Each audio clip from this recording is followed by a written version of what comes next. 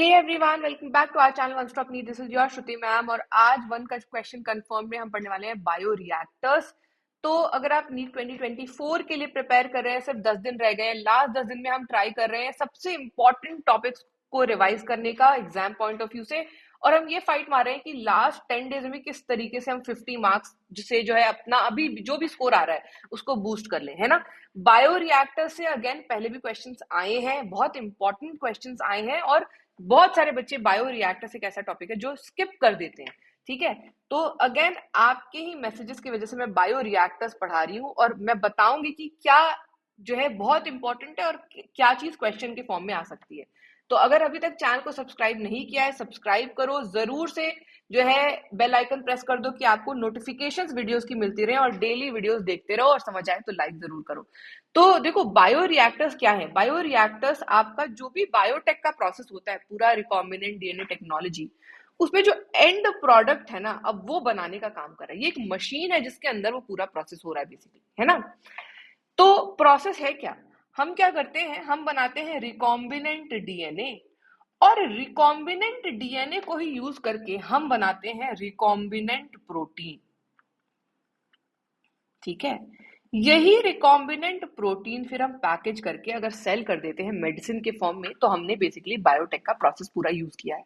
ठीक, एक एग्जांपल दे रही हूँ समझाने के लिए कि मान लो मुझे इंसुलिन बनाना है ना। मुझे पता है कि इंसुलिन जो है वो बनता है इंसुलिन बनाने वाले जीन से। तो मैं क्या कर रही हूँ, इंसुलिन का जीन एक जगह से किसी ह्यूमन से एक्सट्रैक्ट कर रही हूँ, सेल से, है ना। उसमें मेरा जो भी वेक्टर है, जैसे कि मान लो एक प्लाज्मिड वेक्टर है, उसको ऐड कर रही हूँ और बन जा रहा है रिकॉम्बिनेंट डीएनए, है ना। तो मेरा जीन ऑफ इंटरेस्ट क्या हो गया, इंसुलिन का जीन, और दूसरा हो गया मेरा प्लाज्मिड वेक्टर, उसको जोड़ा तो क्या बन गया, रिकॉम्बिनेंट डीएनए। अब मैंने उसकी बहुत सारी कॉपी बनाई और उसका कल्चर करती रही मैं, है ना। और उसकी कॉपी से, क्योंकि वो डीएनए है तो उसका नेचर है एक्सप्रेस करने का, वो जीन है ना। तो वो उसका नेचर है, क्या करेगा, अगर मैं उसको बहुत बड़े से एक वेसल में बना दूं, है ना, और मैं उसको खूब सारा खाना अच्छा अच्छा खिलाती रहूं, क्योंकि मैं एक माइक्रोब के फॉर्म में जो है ये रिकॉम्बिनेंट डीएनए कल्चर कर रही हूँ, क्लोन बना रही हूँ, है ना। तो ये डीएनए आरएनए बनाएगा और आरएनए बनाएगा रिकॉम्बिनेंट प्रोटीन। एंड प्रोटीन क्या बना, इंसुलिन का जीन है तो इंसुलिन का प्रोटीन बन गया, है ना। तो बेसिकली इंसुलिन मेरा जो हार्मोन है वो बन गया, है ना। अब मैं उसी को साफ करके पैक करके और बेच दूंगी, तो ये मेरा एक जो है प्रोडक्ट बन गया, जो कि किसी भी इंसुलिन नहीं बनाने वाले पेशेंट में, है ना, ऐसा पेशेंट जिसकी बॉडी में इंसुलिन नहीं बन रहा है वो यूज कर सकता है और उसकी बॉडी में इंसुलिन चला जाएगा। ठीक है, यहाँ पर बायो रिएक्टर क्या कर रहा है, तो रिकॉम्बिनेंट प्रोटीन बनाने के प्रोसेस में, है ना, अगर कोई बहुत बड़ी फार्मा इंडस्ट्री है, मान लो बड़े बड़े इंडस्ट्रीज है जो ऐसे जो है मेडिसिन से ऐसे प्रोडक्ट्स बना रहे हैं, तो वो यूज करते हैं बहुत ही बड़े बड़े वेसल्स या कंटेनर्स, है ना। ऐसे कंटेनर्स जो कि ये रिकॉम्बिनेंट प्रोटीन बनाने के काम में यूज किए जा रहे हैं, कितने बड़े, आपके एनसीईआरटी बोल रही है ये 100 से 1000 लीटर्स तक के हो सकते हैं। ठीक है, तो इतने बड़े कंटेनर्स, ठीक है, इन्हीं को हम बोलते हैं बायो रिएक्टर्स। ठीक, अब इसमें हो क्या रहा है भाई, किस तरीके से काम कर रहे हैं, इसमें हम डाल दे रहे हैं रॉ मटेरियल, है ना। यहाँ हमारा रॉ मटेरियल क्या है, ऐसा होस्ट जिसके अंदर हमने रिकॉम्बिनेंट डीएनए इंसर्ट करा है और उसको क्लोन करना है, उसके साथ जो भी इसको न्यूट्रिएंट मीडियम चाहिए। ठीक है, मान लो यहाँ पर जो है हमें टेम्परेचर, एक ऑप्टिमल टेम्परेचर मेंटेन करना है, पीएच मेंटेन करना है, जो भी सबस्ट्रेट डालना है डाल दिया, सॉल्ट्स डालने हैं डाल दिए, विटामिन डालने हैं, जो भी मेरा जो है कल्चर बनाने में हेल्प कर रहा है, या गैसेस ऑक्सीजन देनी है दे दी, है ना। तो सारा रॉ मटेरियल मैंने एक कंटेनर में डाल दिया। कंटेनर बहुत ही बड़ा है, वेसल बहुत ही बड़ा है, 100 से 1000 लीटर तक की कैपेसिटी का है ना।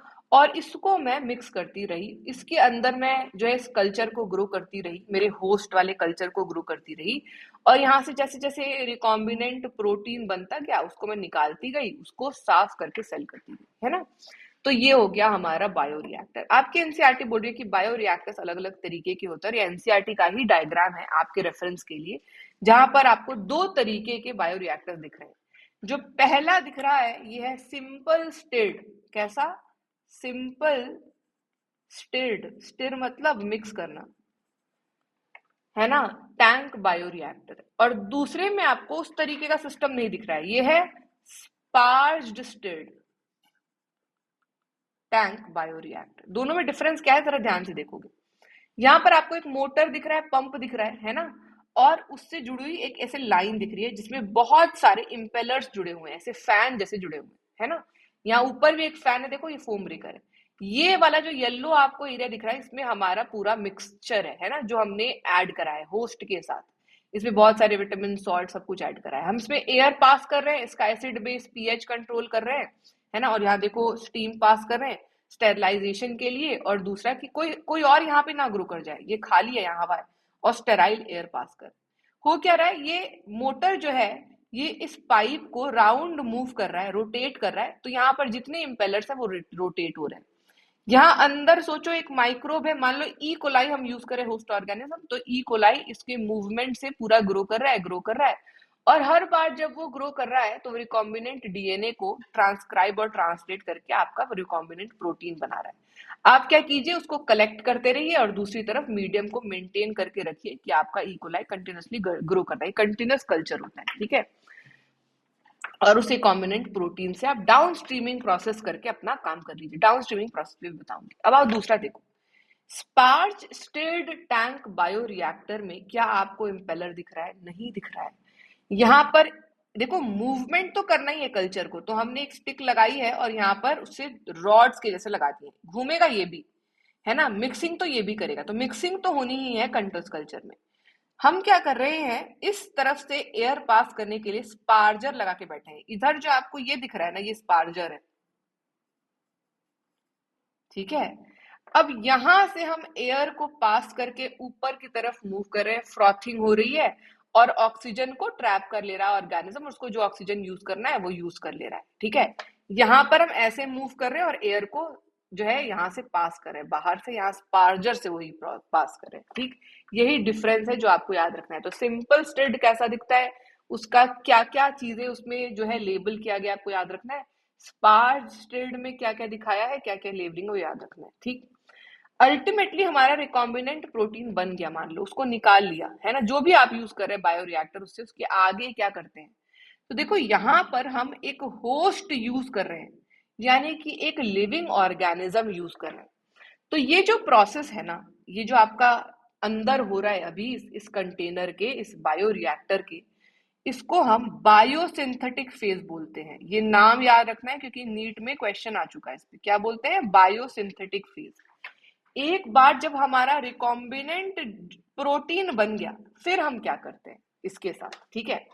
सबसे पहले हम करते हैं इसका सेपरेशन। मान लो हमने जो रिकॉम्बिनेंट प्रोटीन जो है कलेक्ट किया, है ना, इसमें बहुत सारी इम्प्योरिटीज हैं,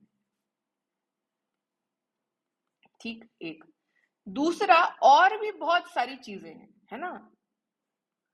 जैसे कि होस्ट, जो जो होस्ट बन रहा है, तो बहुत सारे मर भी जाएंगे, मान लो उनकी बॉडी है ना छोटी छोटी, ठीक है।